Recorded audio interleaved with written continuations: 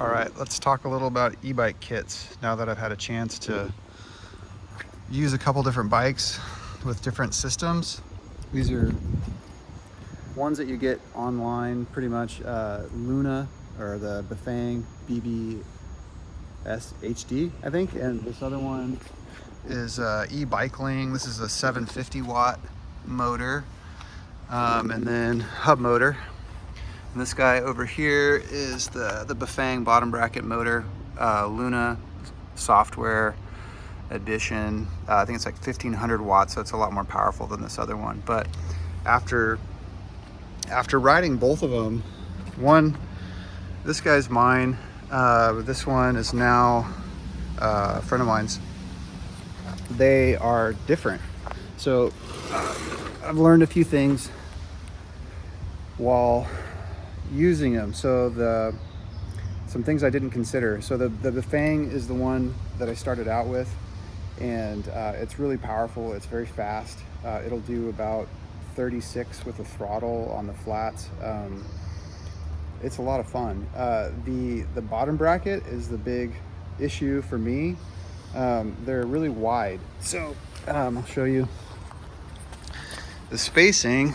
It has to get spaced out really far, mostly on the right side, which kind of, if you pedal a lot, you know, it's very uneven. Some people are not going to have a problem with that.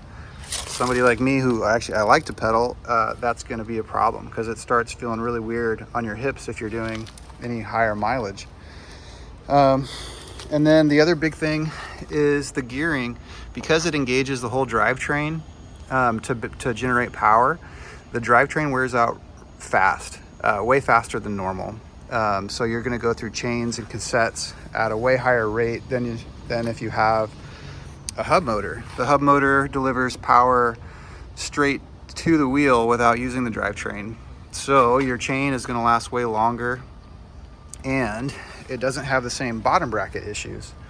So you can see the spacing is normal. It's a normal bottom bracket.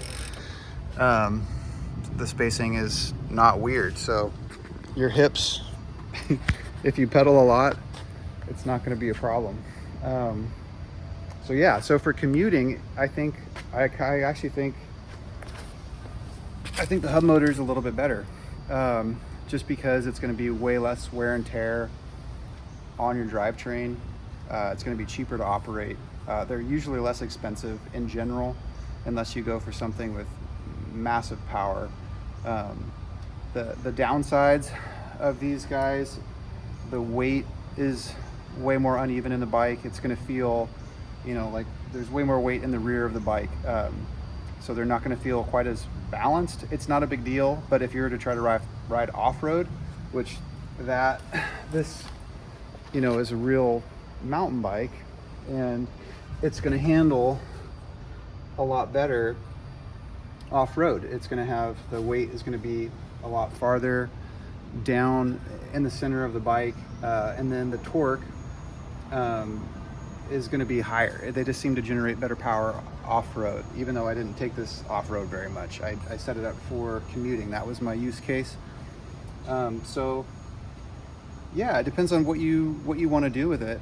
But just keep those things in mind. You know, if you're somebody that likes to pedal a lot, doesn't want to use the throttle constantly, the bottom bracket, the Baafang motors, they could be a problem just because they're so inherently uneven versus these guys. But I don't think these are the best for off-road use because bike's gonna feel really unbalanced. So it's not a perfect world either way. I'd say if you really want something to go on the trail, you know, the stuff coming from manufacturers are going to ride a lot better. They handle a lot better. I'd say that these are a lot better choice for commuting because they're modular. You're not locked into somebody's battery system or motor system. So I like that. But also, if you're not a DIY person, these could be pretty intimidating for some people. I think tons of people use them without problems, but just to consider if you don't have a friend that's going to help you and you're not mechanically inclined, I might stay away from a kit. But yeah, that's my experience so far. It's been about a year, I think, using these, and they save a lot of gas. I think they're a good choice for commuting. My commute's about 20 miles round trip, so I avoid a lot of traffic. That part of it's awesome. It's you feel better, and I can arrive to work without being all sweaty, because that's the big thing about I'm within a reasonable distance to ride a regular bike, but getting to work all sweaty, it's not a good look.